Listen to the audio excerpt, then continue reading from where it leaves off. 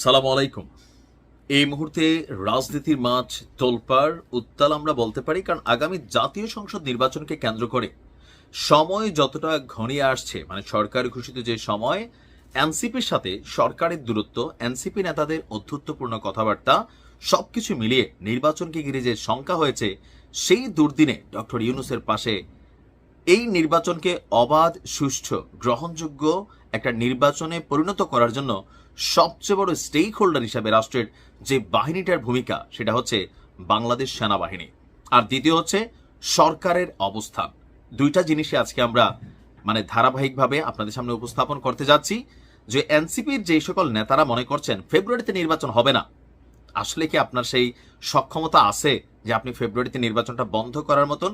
যদি থাকে তাহলে দেখাই দেন, কারণ সরকার অনড় সিদ্ধান্তে আছে। আর এর সাথে সরকারের এই নির্বাচনকে বিদ্যুৎ গতিতে সামনের দিকে এগিয়ে নেওয়ার জন্য যারা